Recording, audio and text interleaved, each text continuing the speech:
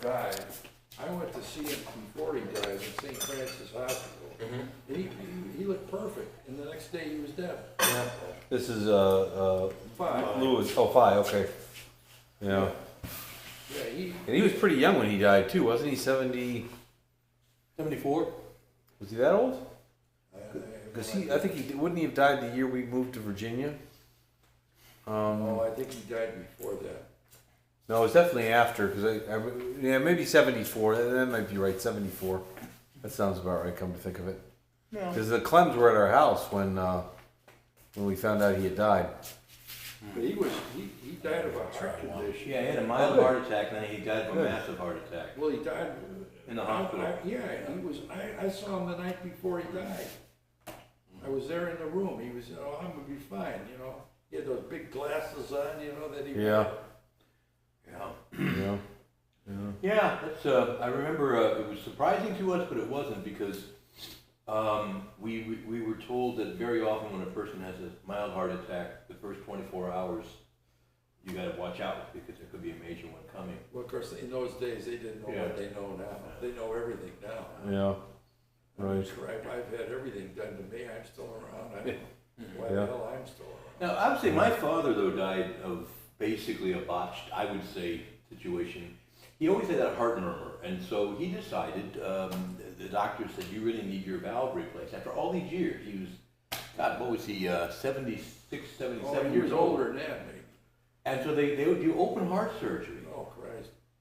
And replaced his valve, and then they also did 3 or 4 bypasses, but Dad didn't really have, he was overweight, but he didn't have all the stuff that goes with it, the cholesterol, the pressure, all that stuff. Yeah. Anyway, he never recovered from that surgery. In fact, I would say 2-3 days after that surgery, I was there in the hospital room. He never got out of the hospital. No, he did, but Mom was still alive then. Yeah, but he accumulated all this fluid, so they had to bring one of these big syringes, and they stuck a needle right through his chest there, and they pulled out a whole liter of fluid.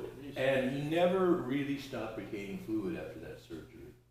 And it was a constant battle. What kind of a valve was it, ventral or a mitral? Mitral, yeah. St. Jude, I represented that company. Oh, okay. I defended their product liability suits. Well, this was a big valve. The product, it was just. This was a big valve that was replaced with. Well, that's a ventricle. The mitral is not that big. Oh, okay. Well, whatever. But I recall it being mitral. Anyway, whatever it was, he never recovered. From that time on, he lived on Lasix, but the doctors all said that he just didn't respond to Lasix, and He didn't care. Yeah, no, he didn't. He did not care. He didn't care really. Yeah, he didn't care. Yeah, I hadn't really put the connection with that surgery that he had, but yeah, that's the one thing. I'm very, very suspicious of doctors. In some ways, they're no different than we are, but we give them this pedestal that we think, well, don't ever do that. Right?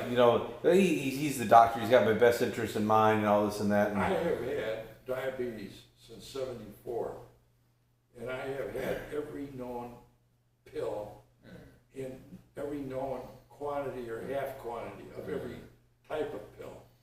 And I finally said, I'm getting an ulcer from all these goddamn pills.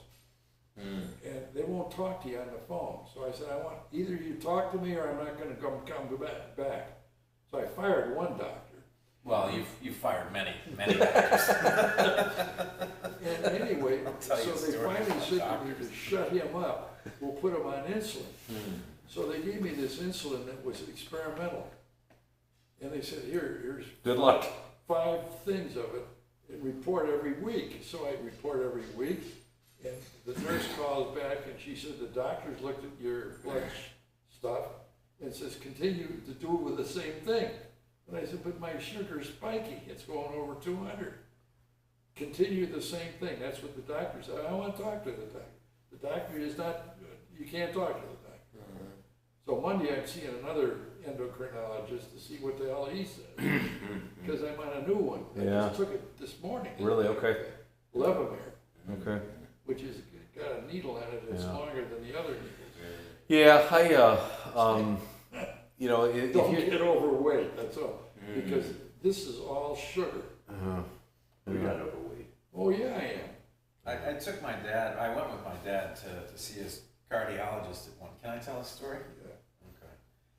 And I don't remember, this was, you know, shortly before he ended up firing her, but he got into an argument with her. She was saying, you need to do X, Y, Z, and my dad was saying, I don't want to do that.